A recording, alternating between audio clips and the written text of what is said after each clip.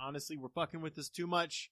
Everybody, I love you guys out there too much to just fuck around and spend all my day doing this.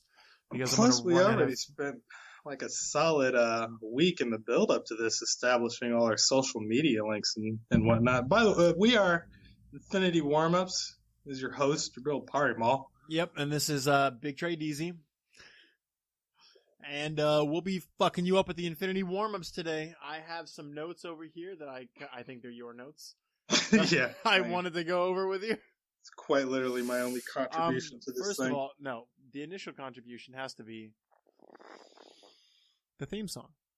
Captain America. He's and a I kind of want to use... God, what? You just ruined it. Okay. I'm like, no, that's not how that goes. Stepped all over it. Now I have no mojo. 1,000 pardons. That's okay. But okay, for right now, do you think I should still keep this video here? Because I could just upload the video like this and it'll just be a terrible video, or I could separate it. Dude, I mean, if you're fine with people looking at your bald head all day, they're going to see it. It's just a smaller screen. They're going to see it. It's just on a smaller scale. All right. Yeah. We can upload it like that. In the name of laziness. I mean, honestly. In the name of laziness. Shoo-ba-doo. All right, let me get this all set up. My Windows 10 skills right here. Why does this fucking window keep coming back? I don't want this open. Okay, yeah, so let's get into it. Captain America right story. Into it, because over the holiday week, apparently you haven't brushed up on anything culturally relevant or worth talking about. So, excuse me. You know what? I saw Justice League again. You want to talk about that, huh? Honestly, was it better the second time around? Stop giving it your money. It's not getting my money. I have Movie Pass, and Movie Pass is a one-time, it's a once-a-month fee. That's it. You're still a butt in a seat. All right? I want empty auditoriums for this piece of garbage movie. There's been I don't know. I've had worse movies. Yeah. So watching it the second time, did someone force you to, or did you I need that in my life again? Well, I went to go visit a good buddy of mine, and normally when I only have 3 hours to visit, instead of catching up, he's like, "Let's go see a movie," and I'm just like, "All right, so no talking, good talk." Beautiful. So we sit there and watch a movie. I try to catch up, and it's like, shh, and I'm just like, "What's up, babe?" Ew, what else? What happened? She'll stay here. What you do? She's chewing on wrapping paper. Girlfriend's out there wrapping presents right now, and I'm trying to podcast about how I kind of like this movie. Spoiler! I kind of like it. Oh my god. I was trying to disappointed in you. Yeah, I see. I don't know how to feel about that. I mean, honestly, I can't say much because I haven't seen it. I'm literally going to wait till it comes on HBO. What do you think we're talking about? The Justice League? No, I went back to talking about Captain America. Oh, well, shame on you. Yeah, wait. I'm sorry, you kind of like this movie? Yeah, I kind of like it. Yeah, I do. I thought you were hell-bent on hating it. So what changed? Oh, okay. First, tell me why you hated it. Okay, let's start off. Okay. My name is Jabriel Parimal, and I fucking hate Captain America. Why? Because Captain America is like one of the most useless... No, not useless. It was like whoever created this character just had no taste at all. It wasn't like... Jack Kirby.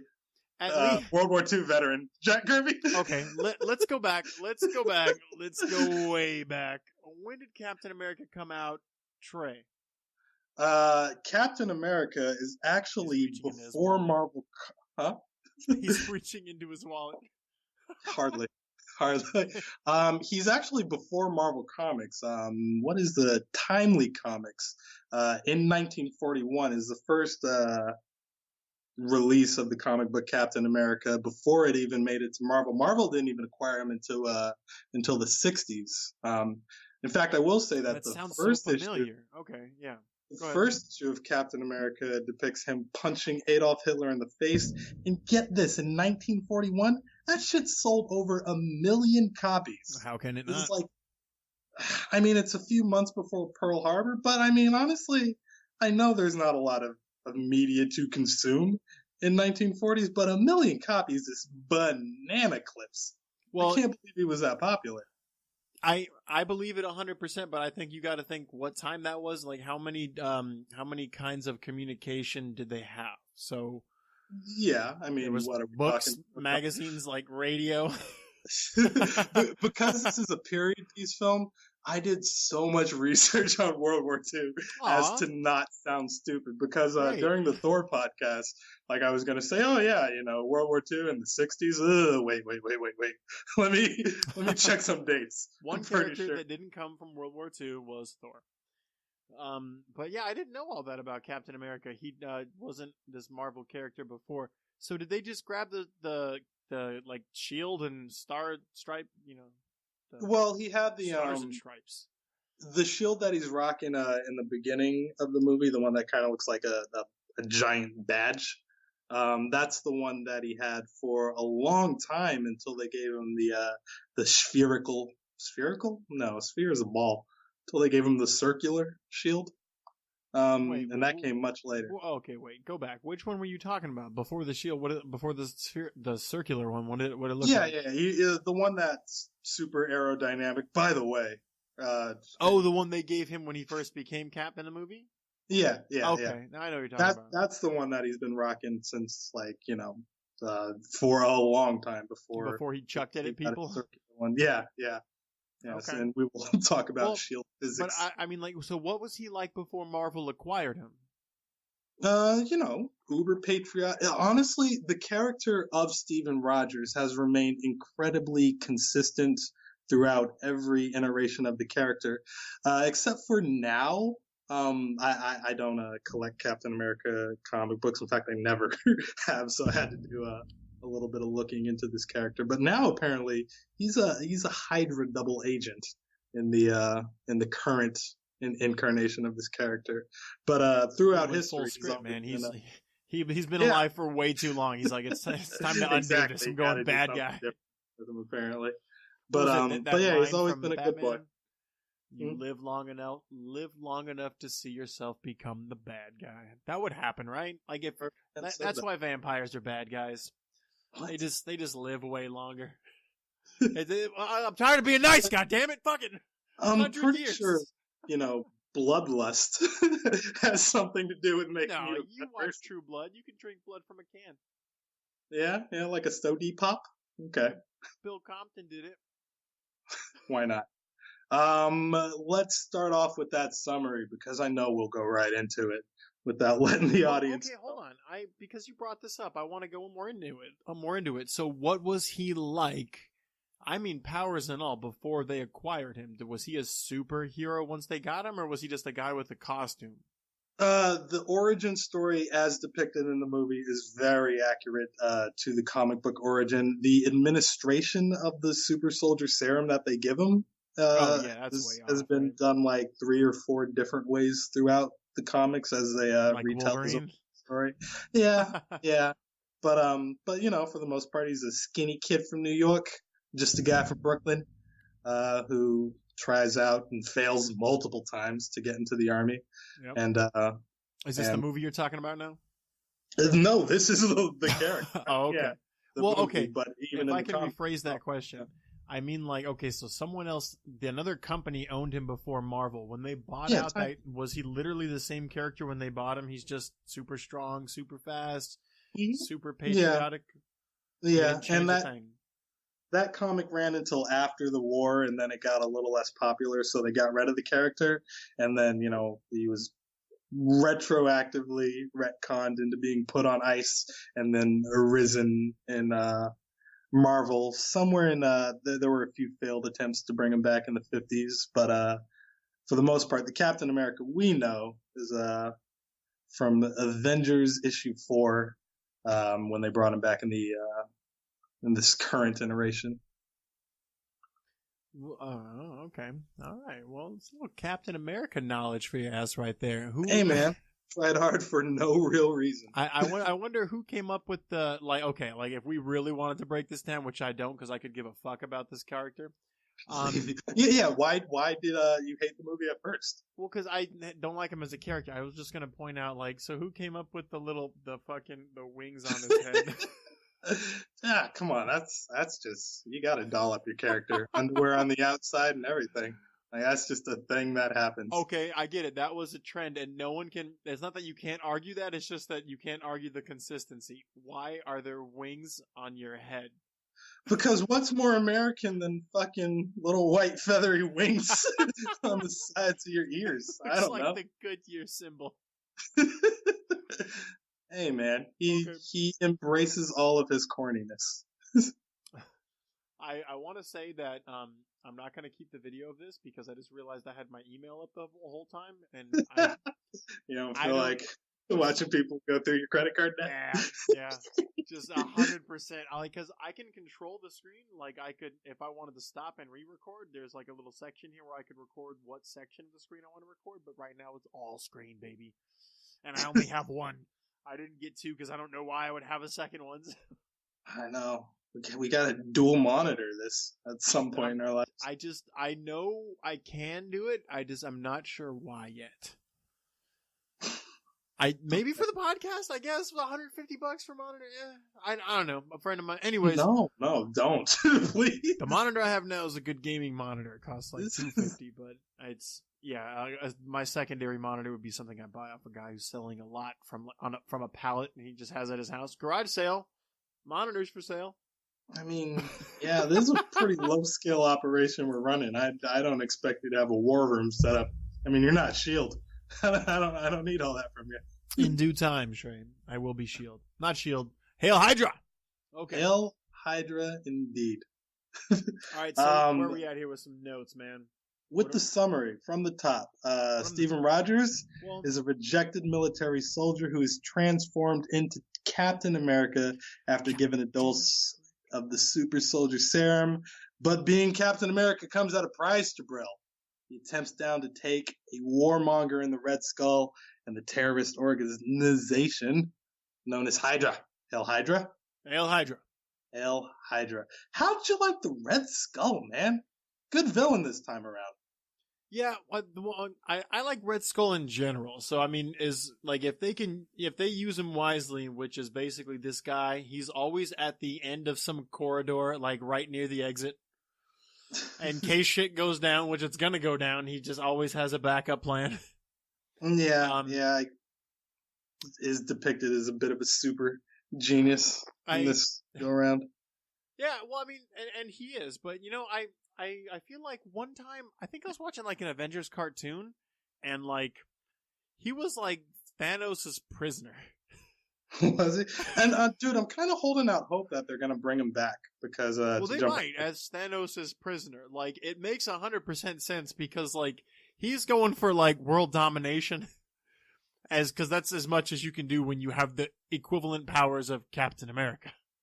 Right? Yeah. And then you have Thanos, which is a Titan who has telekinesis and, you know, all this other, you know, telepathy and all this other super fucking, you know, I don't know, super kind of human, gonna take over the fucking galaxy because he's trying to find, like, Red Skull tries to find something like a Infinity Stone while Thanos is putting together a gauntlet.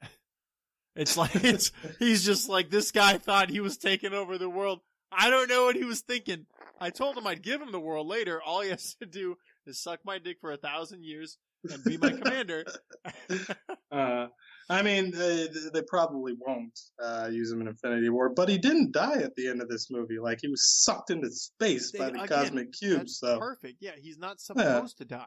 I mean, okay. I guess he didn't get away on his own merit, but that's a good point, actually. I don't like Red Skull in this movie. How did he exit the film, Trey? He grabbed the cosmic cube from the floor, tried to dust it off, and said, "Oh wait, that shit is radioactive." And a giant portal to space opened up. He was sucked into that shit. Yeah, not such a good backup plan. Actually, I take back almost everything I said. Because that's one of the things about him is he's like, from what I know, which is very little, and from what this movie shows, is he is 100% Captain America. It's literally like, okay, so the Green Lantern, it's like, okay, so there's like the willpower, you know, and then it kind of suits you as a character and you get this, I don't know, the green ore and whatnot. But then there's the opposite side of that, which is where it's like, what are his enemies called? You know what I'm talking about? You know the Green Lantern's enemies. They're oh my god, they're fueled by like rage, right? Or they're fueled by rage, right? And that's why it's so much stronger, something like that.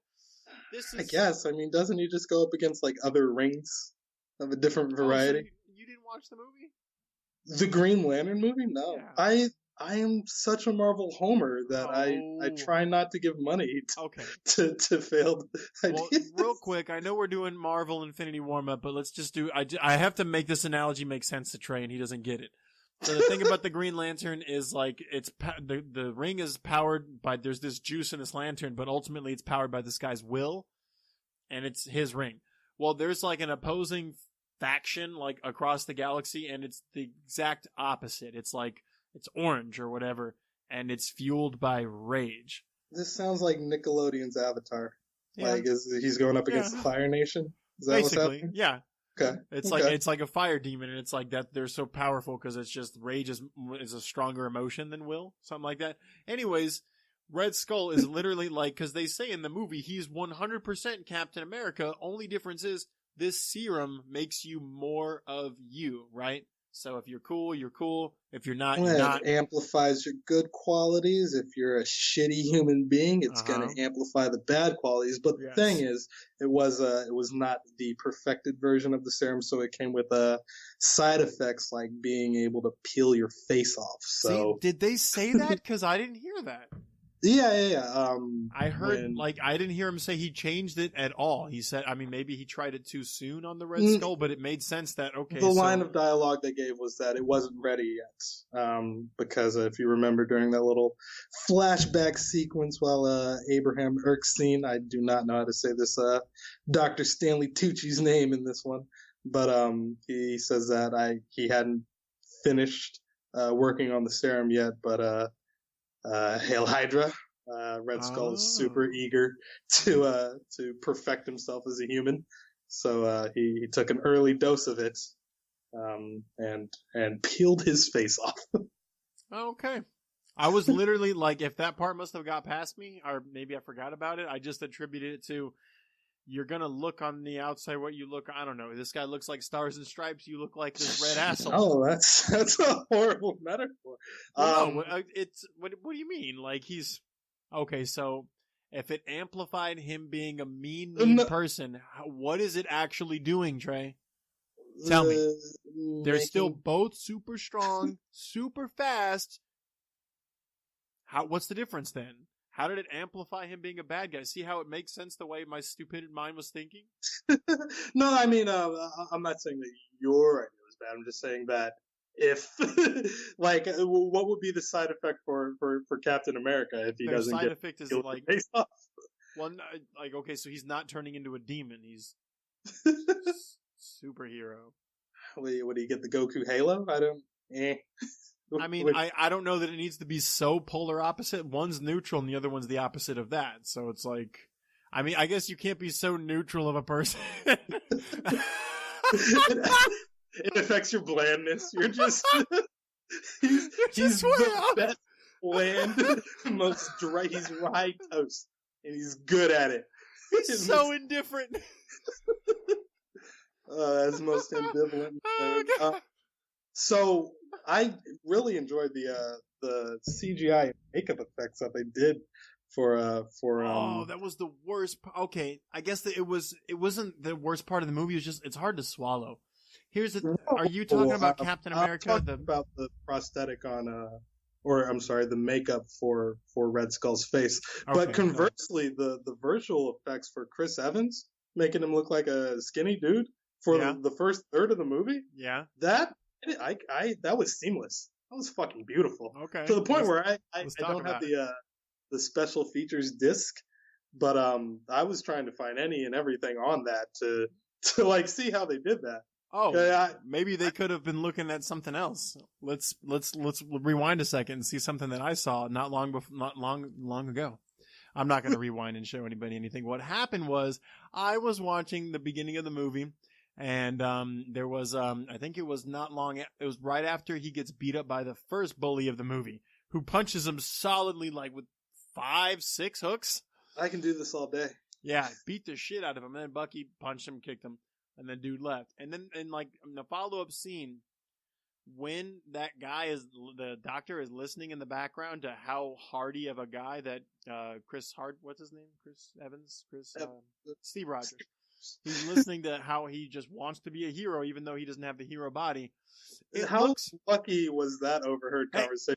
Because that seems like entirely what the movie hinged on for Steve Rogers to be entered into the Captain America program.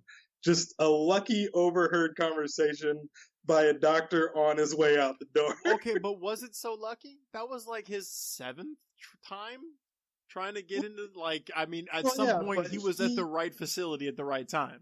Yeah, and he's registered in different locations, but what is the coincidence that you're going to run into one guy working on the super soldier? And that's what I was thinking about. Yeah, I'm going to go back to what I just said. This is not Steve Rogers' first time. So what coincidence? Like, try again. And then he finally, the guy who's looking for test subjects, this guy showed up at his facility and he was like, oh my God. It wasn't his first time. But here's the thing I want to say about that scene. All right, so if you go back and look at that scene where he's talking to Bucky, okay, so it looks like Bucky has no fucking idea where Steve Rogers is. Ooh, the eye contact levels? Yes, not even eye contact, body language, my friend. There's this scene, okay, to dress it up, I suppose, if you look at your TV screen and Steve Rogers was kind of towards the left of the center, you see Bucky, who should be looking at him, but when you see what the camera's looking at where Bucky looks like, he's like, okay, I'm looking at you, this is, okay, just look at this, if I talk to you the whole time like this, if I just looked in the right corner of my eye, I was like, hey man, come on, are you listening, are you looking at me? That's a nitpick though, because like maybe Bucky's just so cool as like he just got drafted. Like he's like, yeah, I don't need to talk to this kid. Yeah, he's my best buddy, but I'm gonna side eye him, let him check out this cool uniform that I'm in. There's 2 people in the frame, and one of them doesn't know where the other one is. But I do not think that Chris Evans or Steve Rogers is not in the frame. Like at all points, there is a body double there. I don't like. Are they CGing Chris Evans' face on like a super tiny person? Is that how they're rocking it? I don't know what they did first. It really just depends what order of operations they did first. Maybe they put Chris Evans' head there and just recorded it for a couple weeks. It's fucking seamless. It's incredible. I like it. I'm okay with it. But that does bring us to Bucky, the future Winter Soldier. And how do you feel about Sebastian Stan as Bucky Barnes in this one? Well, I'm not used to him being so much bigger than Rogers. He's more of a Robin than anything I always thought. So, like, I guess now, well, I guess now, you know, when you look at the Avengers and Civil War and whatnot, like he's more smaller compared to Captain Rogers, but I don't know. I'm kind of indifferent I don't know much about Bucky, to be quite honest. As much as I don't give a fuck about Cap, how can I care about anyone else? It's a good point to make, but I think he does throughout, and they don't really get too many scenes together because his unit is deployed away, and we get that whole montage sequence with Steve Rogers doing the dances for the world tour. But in the scenes that he does have with Steve Rogers, I think he does an okay job at I mean, he's not Terrence Howard in the first Iron Man, but you know, it's serviceable. It lets you see their friendship on some kind of level to make the whole Winter Soldier thing that comes later believable. And that's why I take back a lot of what I have to say. This movie came out in 2011? Yes, something like that. Yeah, a long time ago. I went into the movie theater when I saw it in theaters, like just going, I'm here for the Marvel, just bring it on. I'm not a fan of Cap. And it was a movie about Cap. Who knew? And it was just, I'm like, there's a lot of things I don't like about Cap. I'm not a big fan of World War II. Can't throw him. Who cares? I like, it's not that interesting to me. It's like, I don't like going backwards in time because then it's just like, it's boring to me. It's just like, oh, well, we have bolt action snipers only. I don't want to use this shit. I missed reloading. I'm not a fan of period pieces either. My rule of thumb when it comes to movies is I won't watch anything before indoor plumbing, aside from Game of Thrones. Right, like you got to be somewhat relevant. Like otherwise, how exactly am I going to relate to a thing in this story? And that's what I wanted to. I was harping on Coco the other day about it. If I can do a side story, I didn't know that movie was a Mexican movie. I didn't know. Racist. I didn't know. Easy, it's 100% like if you don't grow up with Mexican culture, you wouldn't understand like the main concept of the movie. I mean, Dia de Muertos, the Day of the Dead, man. Yep. You're not familiar with that holiday? What about it? That's where you celebrate the people who have passed. Yeah, keep talking. If you know what you're talking about. Yeah, it's where you just celebrate dead people. That's how it works. I mean, to each his own. I think it was weird because it was like there were things that I didn't understand growing up. Like, have you ever met your great grandfather? No. Me either. Okay. That's very important. Like it's like this movie is about this boy and his great grandmother's father. Like it's too much lineage. Like I've already lost track. I've never met a great grandparent. What are you talking about? Fun fact: Disney Pixar wanted to acquire the rights to Dia de Muerta, the whole Day of the Dead, and there was a huge uproar from just the nation of Mexico, just the Mexican people. We don't like Disneyland that much. Very upset that they wanted to copyright their national holiday. You know what they should do? They changed the name to Coco. Do you remember? Oh God, do you remember Do you remember Arrested Development? Vaguely. Did you see season 4 that they launched on Netflix? No. Oh, are you serious? Dude, they got it's like that season's owned by Netflix. And they're going to do a 5th one, I think, but it's been a while. No, it was fucking hilarious. The only thing that's weird is Portia de Rossi is like, she got surgery and she's not hot really anymore. Oh. Yeah, she was the hottest character in the show. But anyway, no, aside from that, the whole season is based on the holiday Cinco de Mayo. Uh-huh. And it's like, I guess like the mom and dad of the show, like the family, they were trying to welch off the holiday, and there's nothing for them to do. Like Mexicans already had it cornered, so they decided. Well, they said, well, there's nothing you could do after that holiday because everyone just spent their money on Cinco de Mayo, so they decided. Shut up. So they decided to celebrate it a day before, and they called it Cinco de Cuatro. Golly, Americans are so out of touch. I love it. Love it. It was a good season.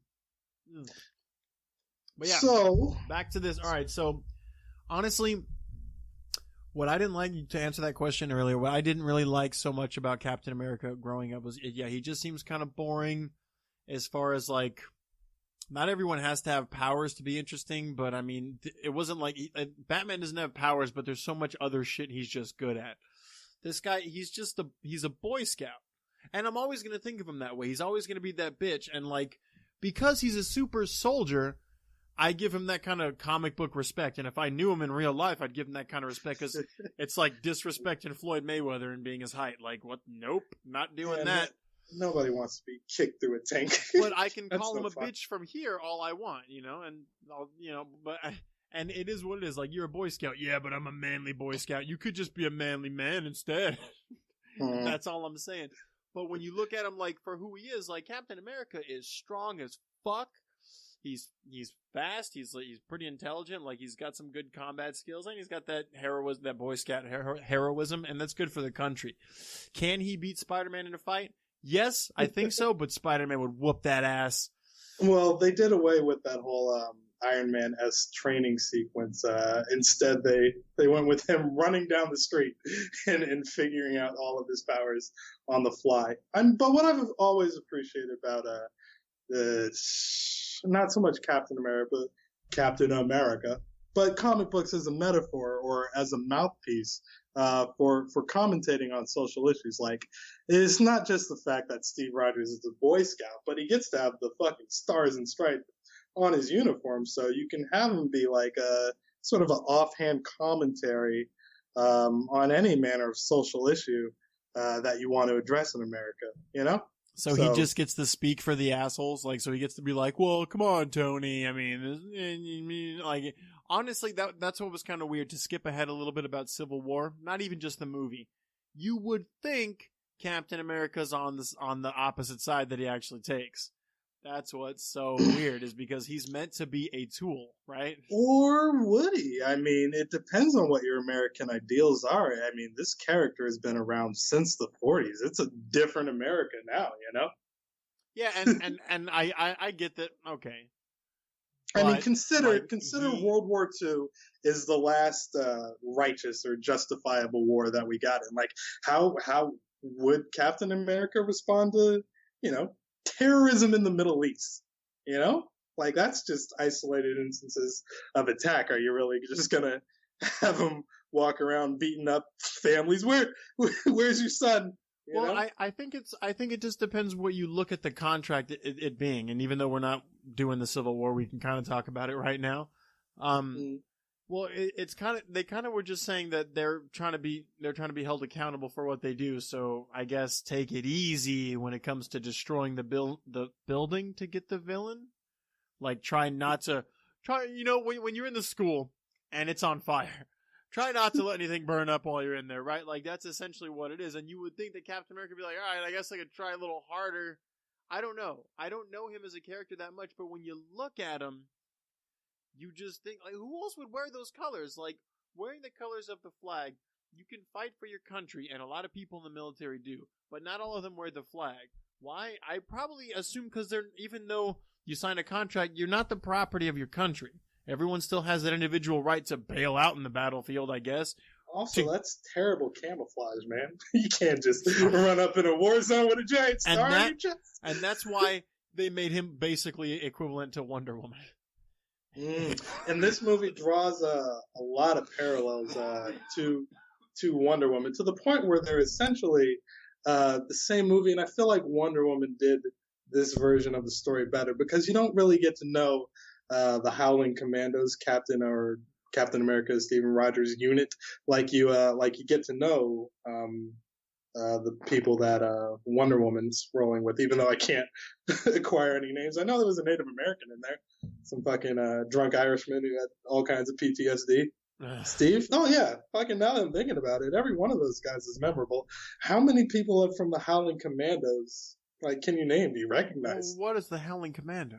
Exactly, dude. So, is it that photograph of Batman and Superman? No. So the Howling Commandos is related to Captain America's group that he initially busts out of prison when he goes to raid the Red Skull's camps the first time around. That guy in the bowler hat is Dum Dum Dugan. Dum Dum Dugan. Yeah, additional like 5 other people. Didn't he show up in one of these movies?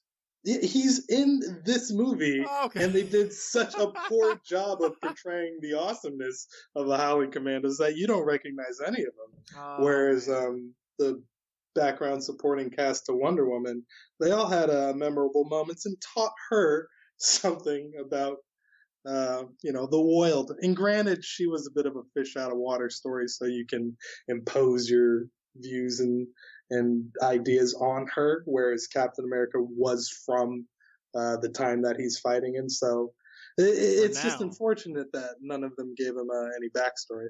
But to go back to Captain America and just where he stands in the zeitgeist of America, I mean, really, it's whatever ideals of America that you want to place on him is how you feel his attitude should be. But for the most part, he's roid rage Jesus, a super good guy who's just buff and takes care of shit. And that's why I have to give at least a little bit of credit to any superhero, because I look at it this way. I'm ready for that question that I never get asked because I don't have enough nerd friends and I'm too old.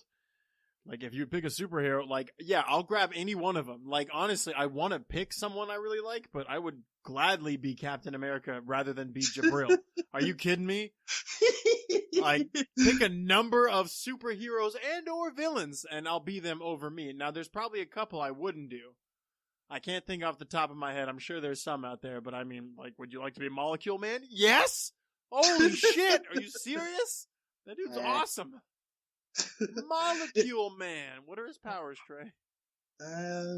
Dissolving into molecules, I'm gonna say. Oh, just yeah, that's by so the terrible. name. Oh, that sounds terrible. Who would want to do that? That sounds insane. Seems rough. Dismember somebody, molecule by molecule. Anywho, I am a little disappointed in the. I think Winter Soldier is a better movie, and Civil War even better than that. Yeah, but I was hoping that with the character of Captain America being a stand-in for and they even address it in Homecoming where Hannibal Buress is presenting that slide of in the gym to Spider-Man's class. Like, isn't this guy a war criminal now? But just the idea of where he fits in modern America is kind of strange, you know? And I think it's worth addressing because this is a guy from 1940, World War, punched Hitler in the face, trying to cope with where America stands now as a country. And I know you hate talking about politics, but if you look at it, the world's a bit of a fucked up place. And where does a goody two-shoes like Steve Rogers, how does he feel about that? Like if Captain America pulls you over for speeding or something, how would you get out of getting a ticket from him, you know? If he was just a beat cop. I don't know. That'd be like, what? Like, you can't talk your way out of this guy because he's like, because he looks like the ideal, like, Jesus of police. Like, you know? I know what I did was illegal, but it was very quick. You know, he's an understanding person. Maybe you could appeal to his softer side and he won't rip the wheels off your car. Man, my grandmama died, man. She was born in 1930.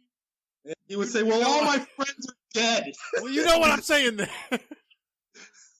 They just have an argue out with Captain America. That'd be fucking hilarious. All right, let me bring up a topic over here. So I want to break some things down that didn't make sense to me. Or just things that I noticed.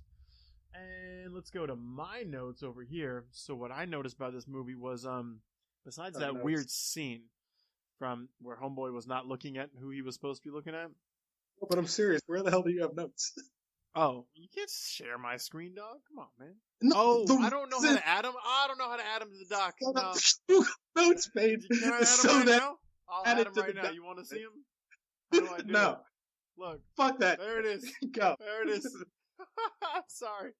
It wouldn't work earlier when I tried to edit, alright? I guess you have to be on too. Alright, go. Okay, so Captain America. So what is up with the timeline between Tony and Howard Stark? Go. What do you mean? I think how much fucking older is his dad than him? 60? Oh yeah, don't ask me to do the math on that. How old was Howard in this movie? Howard was 25 in this movie? He looked about it. Yeah, 25? He was still steadily trying to get laid. Born in 1920? You're hurting my heart. I mean, Tony Stark, who looks like he's about 35? Okay. Iron Man in 2000 something? Like, I just want to know. They're the one. This is all part of the MCU. I'm not dragging. Well, they made this Avengers movie 30 years ago. This is the same timeline. How much older is he than his son? 1942. What are you hurt? Let's see. When was Tony born? When do you think Tony was born? 60s or something. Yeah. I guess that make him crazy 1970 old, maybe? Yeah. All right, that is pushing it a bit. Tony was an afterthought. All right, maybe his mom was like a hot supermodel and like. No, okay. I don't care what anyone says. I don't know that. I don't know that the. Okay. Do you? Here's one thing I don't know because I don't know the timeline of when things came out in the comic. Did Howard Stark, was he a character before Tony? In the comic books, I don't know about that. That's a good question, though, don't you think? Because don't Iron Man is clearly based off Tony, and then they just gave him a character of here's your father, here's your mother, and they draw from that. It's all. He's the center, and everything's drawn from him, right?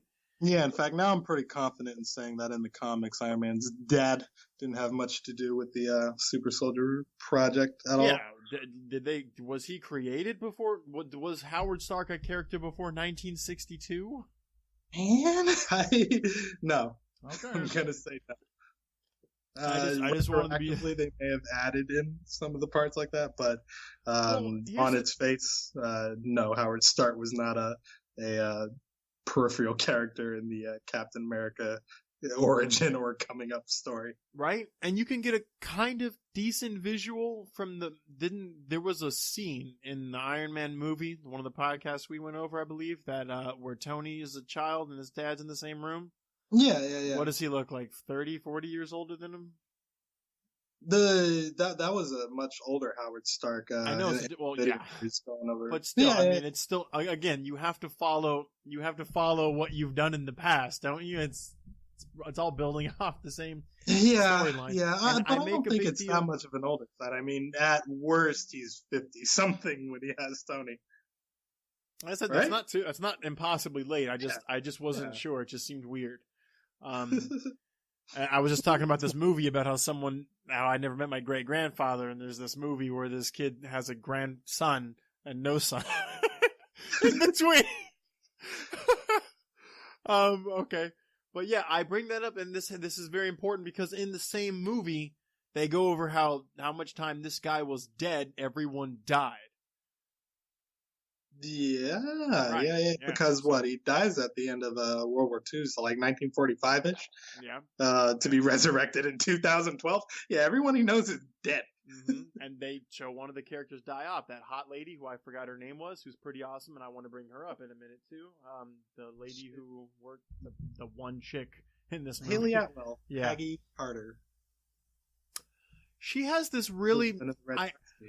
I want to say like I wanted to not side with her in her decisions in this movie because like I don't know, she wanted like she wanted like to give Cap all this bullshit for not being a superhero, and she wouldn't give him like any advice. She would just like pick at him, and she was just like, well, I don't really know what to do. It's like this guy made me, he died. Yeah, you gotta understand that Abraham Erskine, Dr. Tucci, is the only one that really wants Captain America there at the army base, you know? Yeah, like Tommy Lee Jones doesn't want him there. Yeah, and neither does Peggy Carter really. She's just sympathetic to this poor kid's asthma, you know? Well, so for not long in the movie, I started to kind of dislike her as a character, but you know what? I picked it right back up. Did you see that scene where she got a headshot on the driver of the car from like 100 yards away while he's driving? What the fuck? That was like, you remember that episode of Archer when that happened? she's legit badass. And she had her own Peggy Carter Agent of S.H.I.E.L.D. It wasn't an Agents of S.H.I.E.L.D. thing, but I watched like a solid 10 episodes of her ABC show. Stop because, television shows, but it's pretty good. Like she got to milk that character for quite a bit. And it tied in directly to the events after Captain America, but it handled mostly a lot of her and Howard Stark and how they came to be founding members of S.H.I.E.L.D. and all that jazz. So yeah, check that out on ABC. Is a good complimentary piece to after what happens in the events of this movie. Damn, dude, there's a lot going on. I feel like just like comic books, like every week, how many comic books do you think come out from Marvel? Not nearly enough. Killed off all my X-Men characters. Not nearly enough. I don't know how many hundreds of comics of storylines are actually going all right now. And you know what? I'm not reading all of them. Dude, I'm not reading them. I just like back in the day was Banana Clips. I gotta filter through the TV shows too, man. I'm down to watch Punisher. Don't get me wrong. I get the idea behind it. No matter how bad the show is, he's still gonna beat the shit out of people and blow everything up. You haven't seen Punisher yet. I'm eager to talk about a couple episodes, but no, I'm not enough to talk about. You didn't think that was incredible? The opening shot of it, where he takes out a dude in Mexico from America. Let's just say that I'm on the episode that I'm not too happy about right now because he's like, it's like before everyone died, I guess. And he's kind of, hey, Gabby. But hey, yeah, I don't want to talk too much into that right now. Let's go back in the notes of what we're talking about here. I talked about his girlfriend's hot. She kicks ass. That was a really cool shot.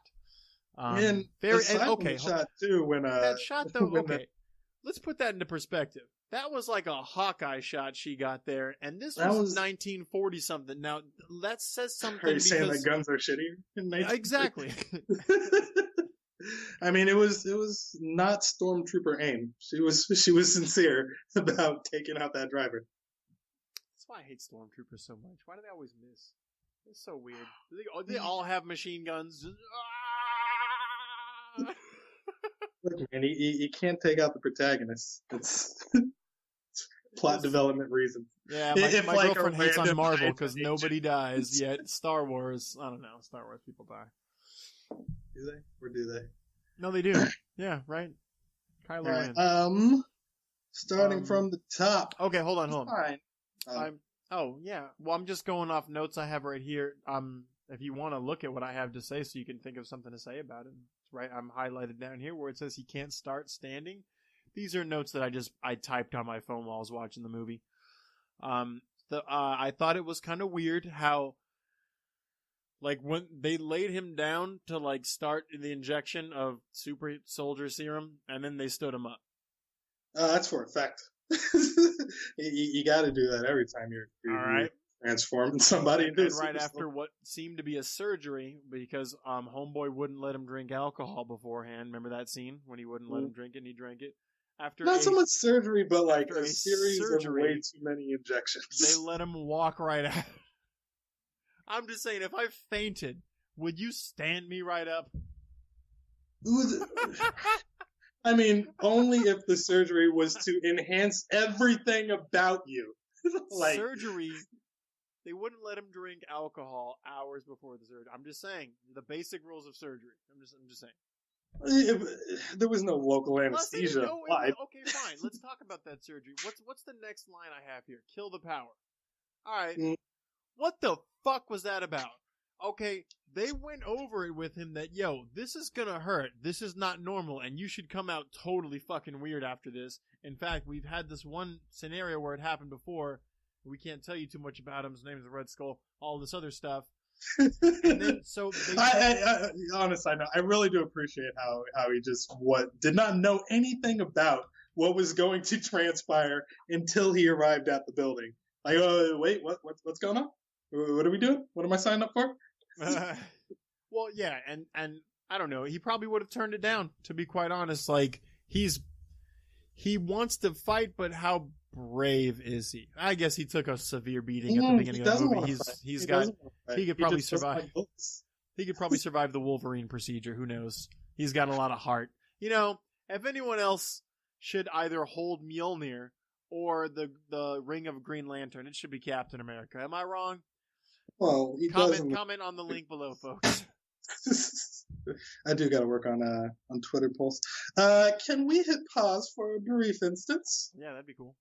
Sweet. Terrorists, your game is through, 'cause now you have to answer to America. Fuck yeah. We are back. And we're going over on this part of the show. This is where I talk about what I didn't like about the movie. Yeah? I just got past a scene. Okay. Immediately, I'm just thinking about when Rogers is fucking up, right? You know he wants to be this hero. He's talking about how he wants to be a hero. That's why he got chosen for the project, right? His first job. I think you're wrong on that one, though. There's nothing about Captain America that wants to, like, go out and kill bad guys. Like, he's just, you know, a good dude. Yeah, he even says to the Red Skull that, yeah, I'm just a kid from Brooklyn. Like, okay, so a hero in the sense that, yeah, he's just all humility. Just wants to be a good person. Give me a chance. That kind of shit. But I'm sorry, I interrupted you. What don't you like about Mr. Rogers' neighborhood? You threw me off there. Okay, so yeah, the first scene when that one guy who got invited to the party by mistake, who ruined everything. Remember, he killed the doctor. Oh yeah. Okay, so why did Rogers just take off after that guy? This guy just chose you to be a super soldier, Right. and he killed one of your comrades, the guy who just made you your best friend, basically, right? And this first move is, are you okay? No, motherfucker, he just shot me. This is the 40s. Go get him. Go get him. You're in the army now. Go get him. What is the matter with you? Well, he makes good on that. I mean, that's how he learns his power. No. And then he goes and chases that motherfucker, and then he takes a kid as a hostage. And what does he do with this kid? He throws the kid in what looks like an aqueduct. And then Rogers goes after the kid again, and he's like, go, motherfucker, I can swim. Just go get the bad guy. How are you so bad at this? You're already fucking up. He got a guy who's got heart, but no fucking brains. No, you don't remember this. No, I totally do. And at every point, Steven Rogers was trying to be helpful to those he cares about. In the process, that's what he made him. He made him a super soldier medic, and he can heal people super fast. He's a fucking soldier. Okay. This is another thing I don't like about Cap is he's okay. As much as I say that Hulk and Thor are the same person because they're just in different bodies, they're both just bullies. They're literally what they are. They're like, I mean, yeah, Hulk wants to be left alone, but he's the biggest, strongest, and Thor's the same thing of his own kind. Well, you got Captain America, who's just a soldier. Soldiers would be told what to do. No, he was picked out specifically because he is not a soldier. Excuse me? Specifically because he's not a soldier. Wow. Yeah, Dr. Erskine, that overheard conversation through sheer luck when Steven Rogers, before he's Captain A, when he's just a little skinny dude, is talking to Bucky. Oh, I see what you're saying. Yeah, he's jealous that Bucky has this opportunity to go out and fight for his country, and he's stuck at home with asthma. Like, all he wants to do is to be a good soldier, but he's not. Kill a couple Nazis, right? No. Okay. Pretty sure that was the line. That was Erskine says, so you want to go over and kill Nazis? And Steve says, no, I don't want to kill anybody. I just don't like bullies. Is the line specific? Okay, so I got that backwards. It was him who said that. Yeah. The amazing thing about the character of Steve Rogers is that everybody else goes through the transformation to become the hero. Iron Man, Tony Stark is a drunk. Prior to that, is a billionaire playboy philanthropist. Gets into a troubled situation, makes a bunch of suits, and goes out and becomes Iron Man. Bruce Banner is a scientist. Big accident happens, turns into a big scary rage monster, has to learn how to control his powers. Thor has to have his hammer stripped away from him to learn humility. Now, wait a minute. What's your point here? I'm saying that Captain America is the same person he was before the transformation. Before Erskine gives him the super soldier serum, he's a good person, and afterward, he stays a good person. It's just now he's a giant beefcake of a man. Oh, good point. I never really thought about that. So he's even more of a Boy Scout than before. Exactly. Okay, so he didn't actually. So the transformation, he has way more chest to pin merit badges on. Let's go ahead and make a statement here. So transformation means someone's changing. Changing is something that we do as we get older. Why are you baby voicing me? But go on. All right. Well, I mean, I'm just saying, if you don't change, maybe you're not aging. So. No, I mean, there's definitely character change is 100% related to age. I'm saying that there's definitely character development to be had with him, but his demeanor and outlook on the world doesn't change. Like, he just now has way more ability than any normal person should to affect the change around him. And this works. You're losing me, man. This is God. It's okay. Non-entertaining. I'm sorry. This works as he's a soldier, but I would like to see that now that Captain America is thoroughly in 2012, and you'll see when we get around to doing the Winter Soldier that he kind of feels lost in the world, like he doesn't really know what to do because he's a 90-year-old man, and it's hard to find They say that, but okay. where he fits in this new America. You know, Yeah. that's one of the more interesting things about Steven Rogers, and I really wish that they would do stories that kind of explore that aspect because they stick with the revenge plot of Winter Soldier, and Civil War has him fighting Iron Man and the rest of a bunch of super powered things. But I think it would be interesting to watch him explore the culture. I don't know how you would, Get him bad on, guys like Facebook and whatnot, or yeah, like how would he navigate Facebook? He in the opening scenes of Winter Soldier, he has that list of things that he has to catch up on, and like ramen noodles and fucking Star Wars is on there and shit. Like this guy is trying to find his way. he's having such a poor bitch time doing it. You know what? Fry does it in Futurama like fucking nothing. He just assimilates. Okay, fucking cry about it. You aging superhero, blonde hair, blue eye, fucking. You know who Captain America reminds me of? What's that? What's that football player, quarterback, New England Patriots? Tom Brady? He does look a little bit like Tom. All right, I'll give you that one. Maybe that one. Okay, all right. Moving on to my point that you shit on. God damn you. I think it was a pretty good point until you shit on it, to be quite honest. Which was? My point was how stupid he is and how he's just a soldier. I mean, he is incredibly naive. I could shit on my own point because at no point in this movie was he ever a soldier. In fact, that part didn't make sense to me. It's like, okay, so the doctor, remember, so the last time that Steve Rogers went into the doctor, like that doctor had already seen him, right? He was going to get his physical. And then so they swapped him out and they were just like, yo, man, you got to come over here. This doctor wants to see him. That doctor comes in, gives him a series of questions, then they choose to blah, blah, blah. After that, they enlist him for the army, which is weird because it's before they even tried the experiment with him. So it's like, now he's literally here, even though we legally couldn't let him before. It's not like he's now Steven Rogers, Captain America. He's literally this pansy. Yeah, and it wasn't the army that he got enlisted to. So Tommy Lee Jones' character, Chester Phillips, who's just not impressed with CGI Chris Evans.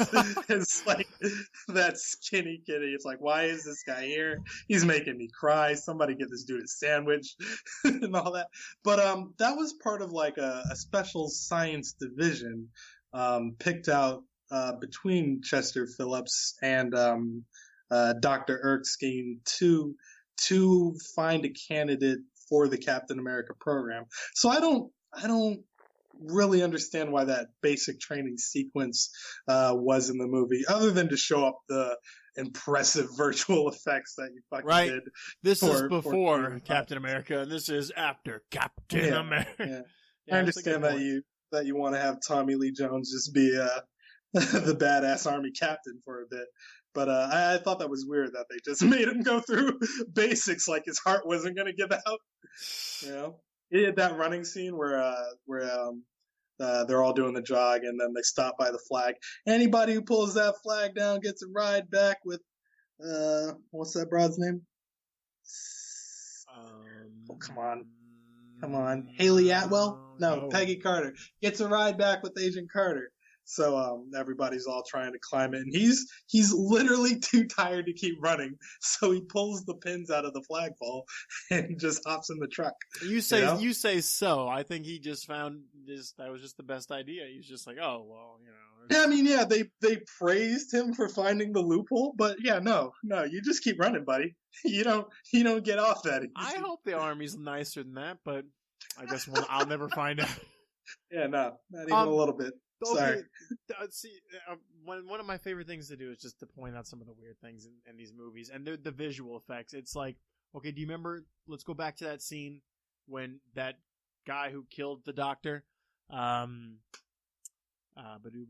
By the way, if I'm too far from the mic, you need to tell me because I will. can't really tell. Okay, so that scene where Cap And has that his man's first name fight is, where he Heinz Kruger, the Hydra agent that kills Dr. Ursine. His name is Heinz Kruger. So when he is running away from the Captain America's first fight, when he like rips off that fucking car door, before that car door, like whatever happened to that car, I can't remember. It tumbled like 4 times. Yeah. And he just walked right out. Like, he was Captain America. What the fuck was that about? Don't matter. Do you remember that scene in Pulp Fiction where Marcellus Wallace gets hit by Bruce Willis's character? He's stopped at a light. He's like 6 feet away from him, and he just runs into him. And then he gets hit by a car, and then after that, he can't stand up. This car tumbled in the 40s. There's no roll cage. There's no seatbelts. Yeah. 4 times. Yeah. Just kicked off the door and walked out. I don't think so, man. Life's not that important. Like, he's that guy from, what was that? I think it was a Guy Ritchie movie where that guy just ran forever. He was like, he was running after Gerard Butler and, fuck. I was going to say Run Lola. Rock and Rolla. Yeah? I like that movie, though. Rock and Rolla. Do you remember that scene? Where, like, Gerard Butler and, like, I don't know, Idris Elba, I guess, had to, like, they had some shit and this fucking giant buff white guy was chasing after him. Say Idris Elba? What? Idris Elba? Okay, go on. I don't know. I met a dude named Idris before, and they're the same to me. That's the same name. Okay. It's like Gabriel and Jabriel. Shut up. What was I? What was I saying? Do you remember that movie at all? No. I won't even lie to you. I have never seen that. You've never seen Rock and Rolla? No. Okay. Also, don't be surprised. Rock and Rolla, like, that is not within anybody's realm. Like, we'll talk about it afterward. That's weird. No, because you totally should have seen this. All right. Okay. But I'm sorry, there's a running scene in it, though. Like, the scene where it's just this guy, he's indestructible. Like, no matter what you do to him, he can run forever. It's just, that's what happened when the dude's car flipped over. He just ran forever. It's like if he was in a plane and it crashed, he would just leave the scene running. Nothing can stop this guy. He's basically, okay, fine. One more analogy. He's Barry from Archer. There we go. A bit of a cyborg. And this is one of the only action sequences that isn't a montage in the film, other than the end of it. But they when he's finally Captain America proper for the first time, when they put him in the suit, they kind of gloss over all of the feats that happened in World War II, when he's taking out various Hydra bases. Like, they set that shit to music. And yeah. That was a little disappointing. You know what? They did that same shit in the Wolverine movie. Remember how they showed him just fighting in all the wars, like him and his brother at the beginning? That was so fucked up. Oh, you guys, you ran through so much history. I don't even know which war he was fighting at all times. You couldn't, like, put him in, like, bandanas and whatnot. You could have helped me out, man. There's, like, 6 frames of this guy. What's on his shirt? What's the badge? Who is it? Is it Korea? To the movie's credit, though, you do get to see some wicked-ass shield physics. Are we ready to talk about geometry yet on this podcast? Does it have to matter, though? Like, because we know the whole point of... I mean, it's not like he's throwing the first Captain America shield and it comes back. I could see where you're complaining.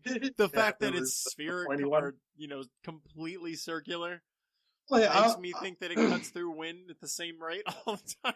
I'm not arguing that the shield can do that. I'm arguing with the on-the-fly mathematical skills that you have to like lick your finger, hold it up to the wind, and say, "All right, if I do it just this way, this motherfucker's coming right back." They could have done one ping pong montage at least before that. or just show him fucking up every now and then. Like, he can't get that shit right every time. It's a weird skill. It's a weird skill, and it's one of those things that, like, because I wasn't around for the arrival of Captain America, like, when it appeared in my life, I had no idea why. I probably saw him first and just assumed powers and abilities. I thought the shield was one of his powers and abilities. It was damn just, near is. like, Like that shit is hard to But do. and we're right. We're both right. But I just accepted that. Like, I didn't even like think about it. I thought that was his shield. And you just gave it to him. That was his. I'm the only one who can, like, he's like, basically, like, if you could pick up Thor's hammer and just, when you hit people with it, like, if it felt like one of those, like, a toy, like, you know, a Nerf bat or something. That's basically what I think. Like, this guy is, that's, no one uses it but him. Yeah, it's one of the things that translated well from comic book to on screen. Like, seeing that shield fly around in a movie is fucking incredible. It is. I don't even know how you pull it. But it's a little weird how it is kind of on the fly. Like, what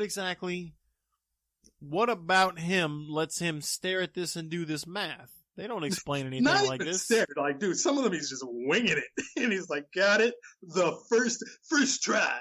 Like, well, okay. I guess there's characters that are kind of like that. Bullseye, Hawkeye. But I mean, like, I feel like who's that? You know that little kid character they brought out probably like 10, 12 years ago in the comic universe? He's Asian and he's like the 7th smartest person in the world. Metis Cho. He's currently the Hulk right now. Okay. That's pretty cool, right? Yeah. I was trying for diversity. I was trying to think, okay, well, if he did some shit like that, it's like the way they would show it is he did a bunch of math, right? And you would kind of believe it on account of how smart he is. I said Amadeus Cho. Amadeus Cho. But yeah. So you would agree to that, but when it comes to Cap, shouldn't we just agree the same thing, that he can just process this kind of math when it comes to this? I mean, I'm not so much arguing the validity of what the shield is doing. It's just, goddamn, is that not hard? Well, okay, You know? okay, because now you're going to have to argue what kind of reality you're talking about here. I agree that we can bend a lot of what's going on as far as physics and magic and shit, what's going on in the MCU. Because if you're going to argue that's hard, I'm going to argue every fucking thing Hawkeye does. How's this guy an Avenger? Because somebody made him some trick arrows, yo. He's got that shield money. Arrows my ass. That guy can't miss for shit. Fair play. They montage sequence a fight scene, and before that, and I think that this is the most believable origin story yet. But he does not start out as a superhero. He starts out as a military propaganda piece selling bonds as a glorified circus monkey. Like it's awful what else were they supposed to do? I mean, okay, I know that was stupid. Kind of like when we're going to get to Iron Man 3, how we're going to talk about how stupid they played that was, or how they played that. But I want to say, what else were they going to do? Are they just going to throw him in the army? And I feel like they should have just been like, all right, you're going to training with everybody else, and you're just going to show everybody up. But that's not. Either way, it wasn't entertaining. It was weird to me. Was it? You didn't like that whole theme song? Every bond you buy is a bullet in the barrel of your best guy's gun? I mean, it's entertaining. I mean, I can see how it draws a different kind of crowd. It kind of loses me for the most part, but it sold comic books, man. Well, if they had put in the movie like what he did, and like instead of all that entertaining shit, if they had just been like, all right, well, he went through some training, it would have just made more sense, because not long after he finds out Bucky Barnes is gone, he just leaves. I'm gonna go find this guy. If I wanted to go find you, I know what city you live in right now. It's far away. And I would need your address. I would need a couple of I would need a couple of backup batteries for my cell phone. I'm going to need to GPS this. I need a car. I need AAA. This dude just goes after him. Just, oh, where's he at? Oh, I know where that is. I'm going to go find Bucky. That part was believable, because they showed him, because let's see. Peggy Carter, he was talking to her about where the 143rd Division is, the division that Bucky was tied to, marches up to Tommy Lee Jones' camp, and Tommy Lee Jones literally points at the map behind him and says he's held up somewhere behind 30 miles of fucking Hydra bases and all that shit, like circles the area where you could find Bucky. And then Captain America tries to sequester a Humvee to go get him, and Peggy Carter and Howard Stark decide to drop him into into the war zone. So yeah, no, I'm okay with how he got to Bucky. And how fine, yeah, and how he just knows how to be a superhero, knows how to find people and navigate. I just feel like I'd be now retarded. if you want beef, him sneaking around in a giant blue T-shirt with a star on it in a Hydra base, like not even trying to be sneaky, like he gets out of the back of the Humvee by blasting that dude in the face with a shield, knocking him like 30 feet back, and alerted nobody. Like in Metal Gear Solid, like they would have notified everyone in the room right away. He took those two guys out in that We're van. here. Yeah. In one scene, he like knocks on a door and gets a Hydra agent to come to the door before he fucking headbutts him. Yeah, no. Okay. He was way too stealthy. Again, we have to decide what world we're talking about here. This is this is obviously kid stories, right? Like it's all right. I think I've run out of my 6 inches of notes over here. 6 lines of notes. But we haven't talked about Hydra, Heil Hydra, near enough. Dr. Zola, his scientist buddy, who's just scared of the Red Skull the entire time. I don't understand how you get Wait. Huh? What's his first name? Dr. Zola? His first name is Dr. Zola. Is his first name Arnim? Arnim Zola. Yes, thank you. What the fuck? Could you come up with a more German? German, man. Yeah. Could you come up with a more German name? Dr. Arnim. Like I'll accept it. Don't hate. There's no way when I saw it spelled, I thought of how he says it. Arnim. Dr. Arnim Zola. Like, I just call him Zola from now on. Because I'm not going to think it's spelled the way you say it, and I'm going to I'm going to say, well, how do you spell it? I'm just going to go R-Nim. Like Nim is a letter? Fosachi. F-O... How'd you feel about them acquiring the Cosmic Cube? Because they teased it in Thor with the end credit sequence. Was the Tesseract a huge part in Thor? Man, I'm forgetting already. I don't think it was. I think it just showed up at the end, right? Yeah, in the suitcase that Nick Fury had. So yeah, this movie starts with what was the power source in that movie that took him to the Odenheim and whatnot? That's just the Bifrost. That's just what the Bifrost does, yeah. That's the power okay, fine. Idris Elba. What were they there to steal? Oh, you're cutting out. Are you there? Uh-oh, don't scare me. Can you hear me? Okay. Can you hear me now? Yeah. I'm in a well. They weren't trying to steal anything in Thor. But in this one, in the beginning of this film, they're in 1942 Norway, sacking villages, and the Red Skull. What is his actual name other than the Red Skull? Johann Schmidt is just in full-on Hugo Weaving interrogation mode. Mr. Anderson, I believe you have my cosmic cube. Yeah. So they use that shit to power. So Hydra is a science division of the Nazi regime. I don't understand how you recruit a Nazi. It's just beyond me. I don't understand why people sign up for fascist movements. But beyond that, Johann Schmidt is worse than Hitler. How do you sign up Hydra agents? How do you get people to be on board for literally the most destructive shit in the world? How do you say no to bad guys when you're on their side? I mean, you're not on their side. It's just like you're on their side of the fence. You're just another person in the purge, but you came into contact with them, and they're just like, well, I'm not trying to fuck with you. Well, all right, cool. You want to be like a team or some shit? Yeah, okay. And that'll explain your average run-of-the-mill Nazi. Hydra is something. Heil Hydra. Hydra is something separate from that. The even more expensive. It seems like a total... I mean, is it the exact same thing as... Okay, is he just Hitler, basically, and Hydra is... worse than Hitler. He got kicked out of the Nazis for being worse than Hitler. Hitler tethered his ambitions to world conquest, I think. I thought they were just mad at him because he didn't, like... Wasn't he the one who was like... that scene where those guys were all mad at him and he killed them with that gun. Mhm. Like, weren't they working for him? No, they were working for Hitler. Gets like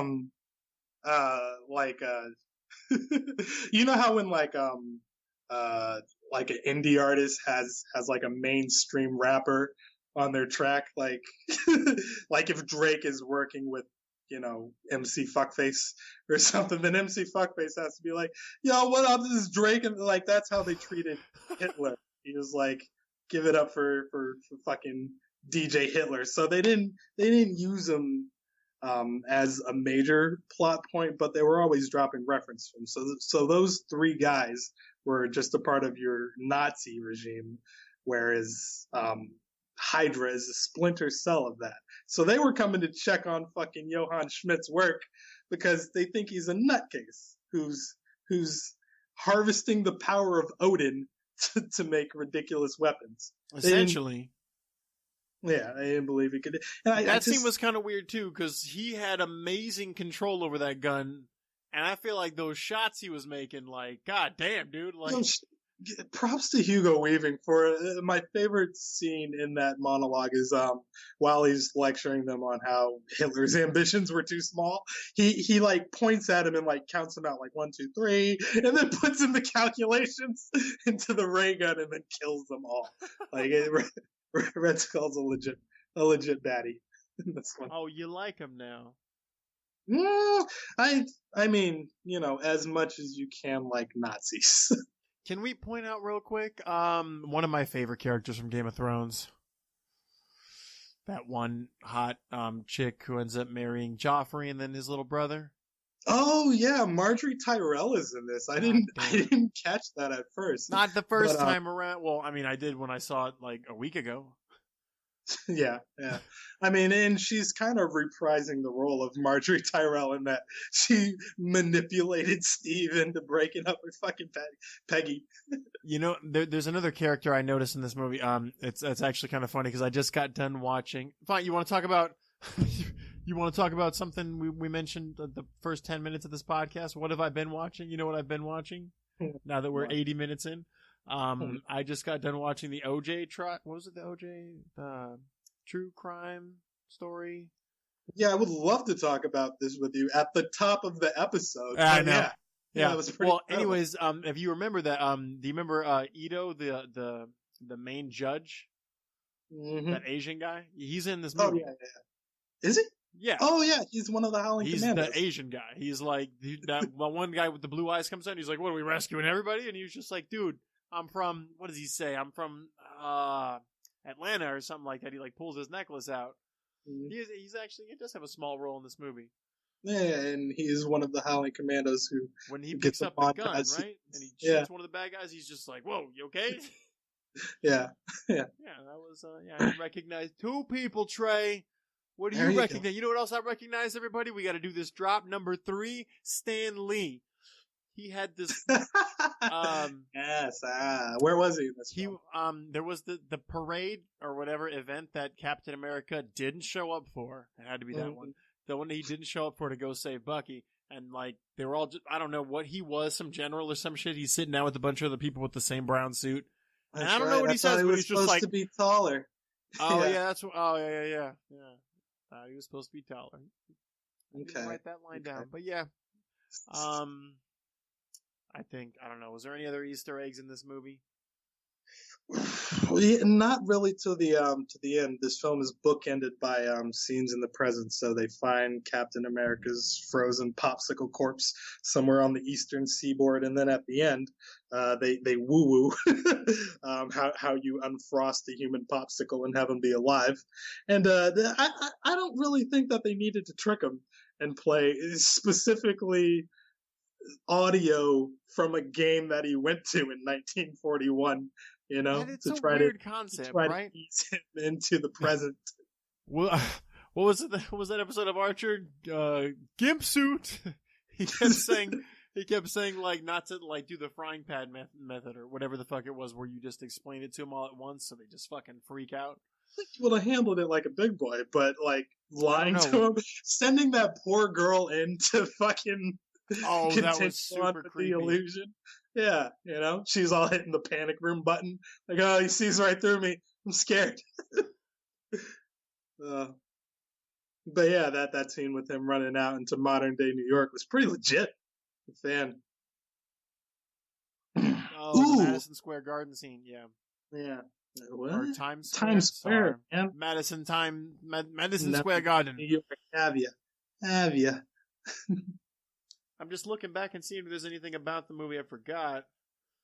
Let's see. We're at the scene right now where, let's see, I got Red Skull on camera. This is the I don't part know what's of happening. every podcast that I absolutely hate. What? Where you fish for opinions by looking at the television behind Well, it's not. No, it's not opinion. What it is I didn't write down every single thought I had about this movie. I just the ones that super stuck out. So I mean, what the fuck, dude? I'm not a pro at this. You got some notes you want to talk about, Trey? We went over Easter eggs. We found Stan Lee.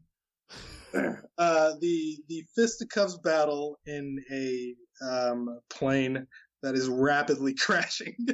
How do you, okay, to my point about Hydra, I'm generally just not a fan of nationalism, but I don't like Nazis. But the Red Skull says something to Kappa while they're facing off is, I've seen the future, Captain America, and there are no flags. And you don't really get a good sense of what Hydra's plan is, other than the continuation of, Hitler's ideals, and generally taking over the world. It's not till Winter Soldier that Arnim Zola explains that in order for Hydra to succeed, the people have to be willing to give up their freedom. You can't go in and kill everybody and forcefully take their freedom away, because you'll meet resistance.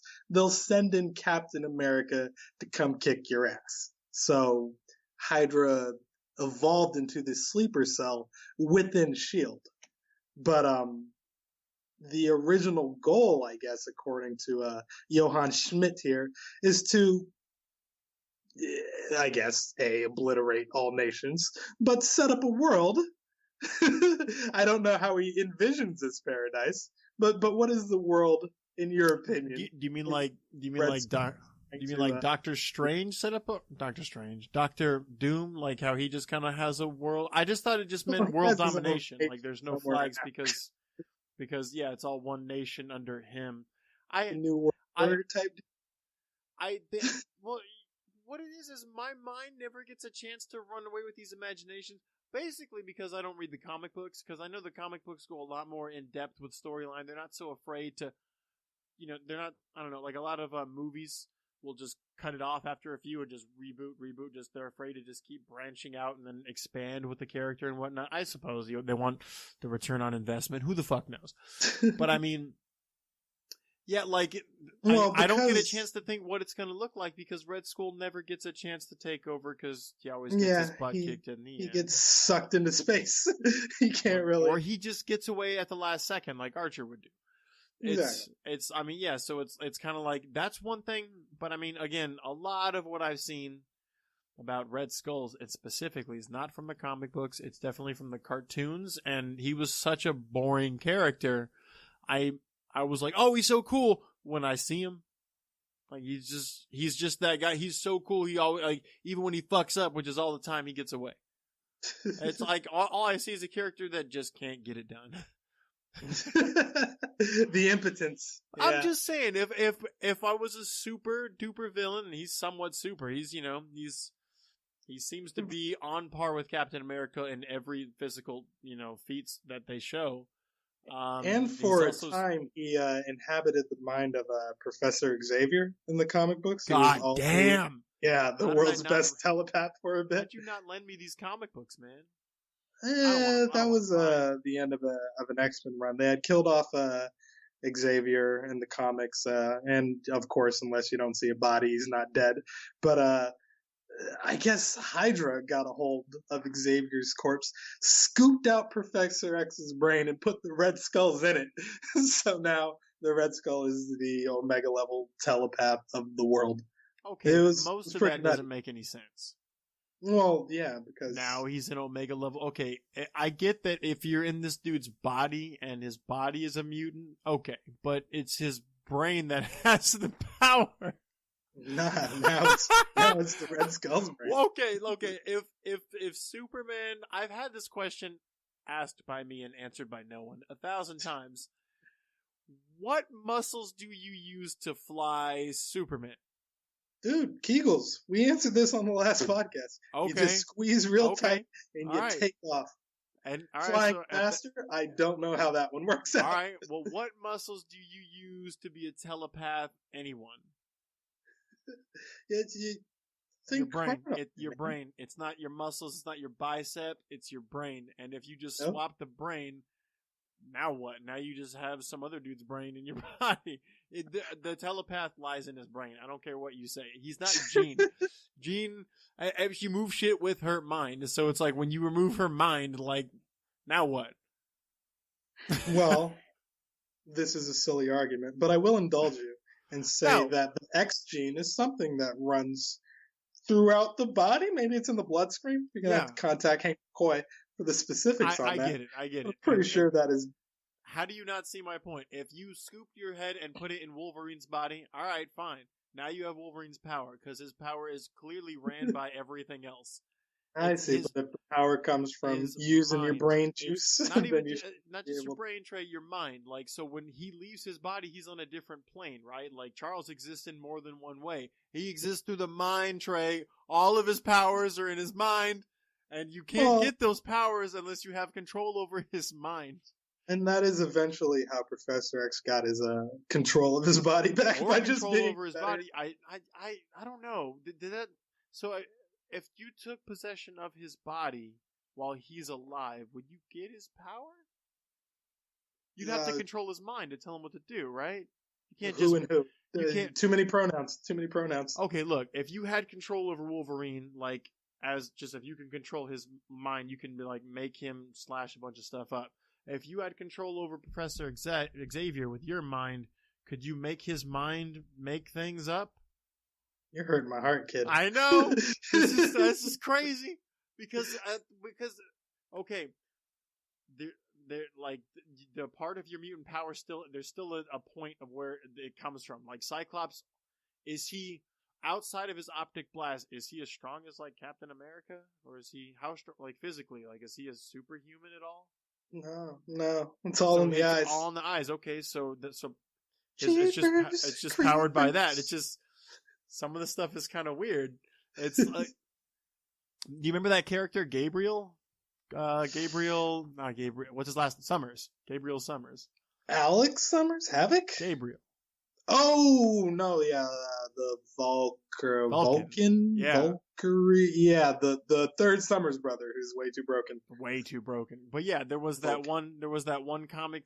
I guess it was a What If comic or whatever, where like he did some fucked up shit. I don't feel like going into right now, but like this one guy has this whatever power, and he like put his hand on him, and he just like changed the center of his brain that knew how to activate the power.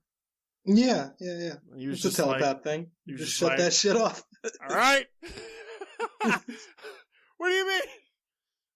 No, you go right there. And if his power was just powered by his blood, it would have no idea of what section of the brain controls the power. Boom, Trey. Mic drop. And cutscene. Give me the Nigga. links. Give me the links. All right. Yo, this time I got shit to plug, man. We are not just on your shit. We got Twitter now. We got You can Twitter. catch us. You can catch us at Infinity Warmup at Twitter. You can email us at infinitywarmup@gmail.com. We're gonna have a Right. poll soon. I'm gonna do that. Feel free to just complain about this episode and how all over the goddamn place we are. We're on Facebook too. God damn it. In addition to iTunes. All of It's it all is at connected. the Infinity Warmup tag. Jabril, what do you want to plug? I don't know why I was cutting you off that entire time. I was just trying to hype it up. Because I was basically going to say the same shit. I got the Is It Just Me podcast as well, but I also have both this and I shared this Infinity Warm Up podcast on my Facebook page, Jabriel Parimal. It's got my real name. Don't tell anybody. But you can't find my phone number on there because I'm not that fucking stupid. That has my Twitter account on there as well. I also share this on YouTube. But you know what? After this, we're thinking and we're planning, and we have to somehow find a way to get both of us visually on here, at least decently enough to display this on YouTube. And then I can't just show open emails and all this other shit that I don't want to display on camera. But we do want to do this a video version on YouTube. The quality, from what it looks like right now, I mean, it's doable.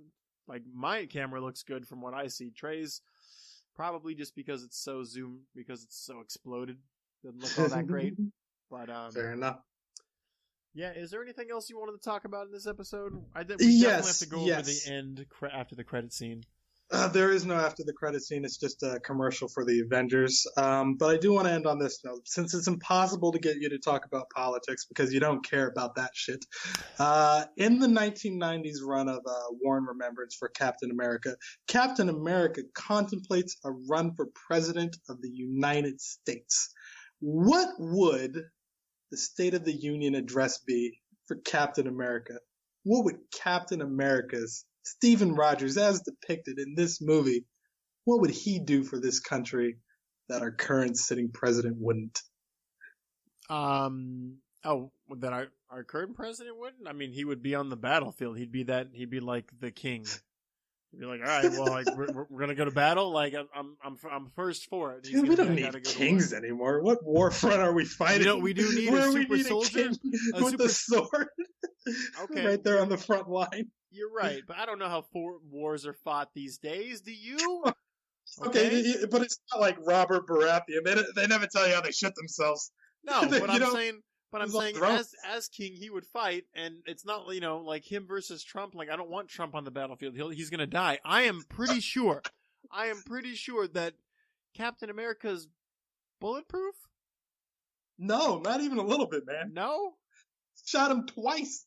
He got shot. Maybe not in this one, but definitely in the Winter Soldier. Skin?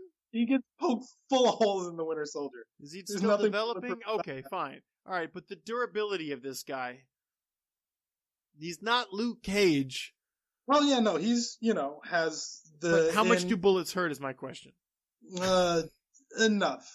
They give you a sense after he loses Bucky Barnes. By the way, Bucky Barnes dies in this. Totally glossed over how he fell out of a moving train in the sky.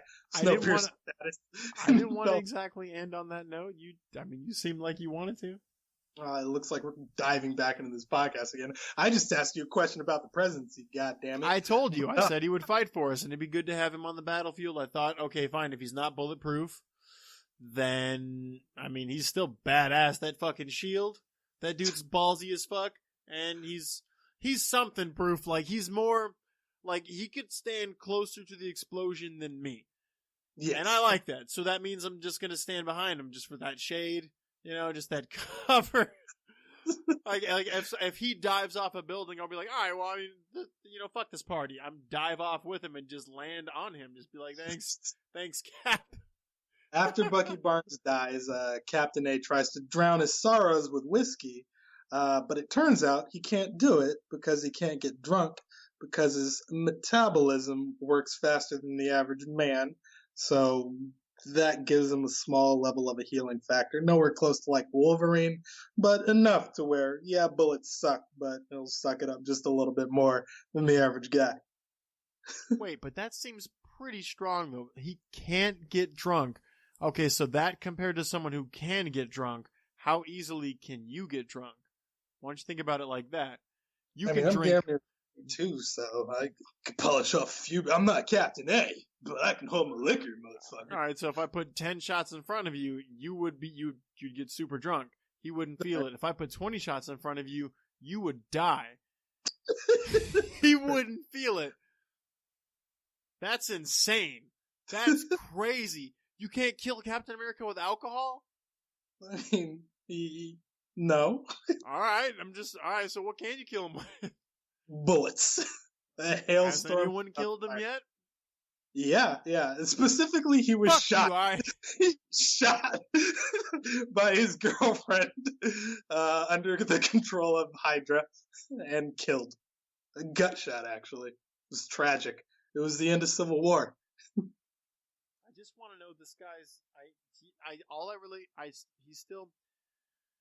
The part I finally caved in on and decided I kind of liked about this movie was the character development. Like you were kind of talking about earlier, how he didn't change and whatnot. I mean, I guess I didn't notice that so much, but I did see a lot of other just character development, like not for him, but I mean for okay, fine, what they revealed to me as character, whatever.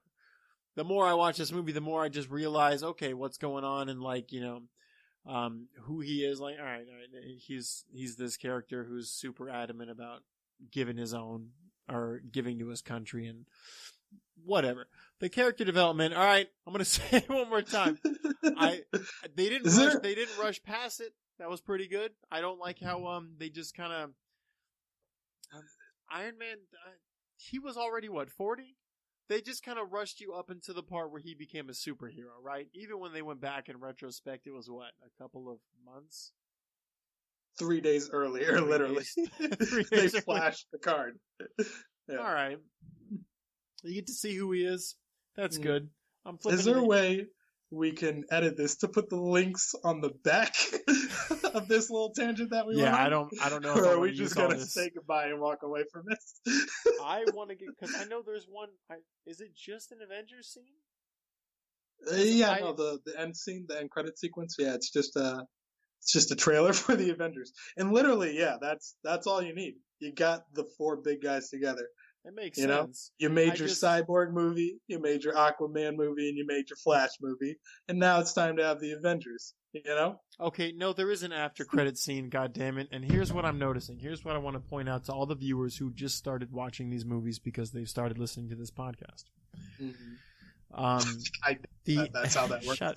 Go on. Come on, don't shit on my dreams.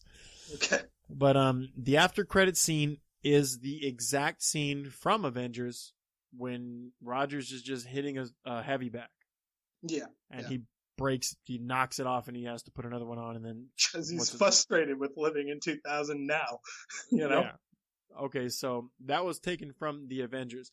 So what I'm seeing right here is a lot of these scenes are just taken from like the future movie, and it didn't seem after this. It doesn't seem so consistent in the Marvel comic or cinematic universe. Not every scene seems to be taken from another movie. I've seen a scene or two with like Howard the Duck, where that was it's kind of director's purview. Like that was James Gunn. That Howard the Duck sequence came at the end of the first Guardians of the Galaxy, and I read an interview where they threw that in as like we can do whatever we want. You know, we're Marvel. Exactly. Howard the Duck was our worst selling franchise, just worst idea to put this on screen, and we're gonna bring them back in canon because fuck you, we're Marvel. Made out of money. And I've this seen them more than once. Is actually came in 28th just in the Marvel box office. Domestically, it only did about 65 million in theaters. One of the least popular ones. In fact, less popular than Logan, I believe. Not a lot of people cared for this one.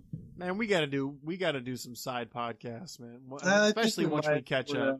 We're gonna have to go back and hit X-Men and all that because I can't fucking wait to get to. I don't know. I feel like I don't know how entertaining the podcast is when I super like the movie. So I'm kind of glad I didn't like this movie so much because there's parts that I want to shit on. And they're going to have parts in the Avengers too, but I mean, there's going to be less of them. I'm probably just going to be talking about, there's going to be really nitpicky, the things that I'm going to pick out. I'm going to be like, did you see that part?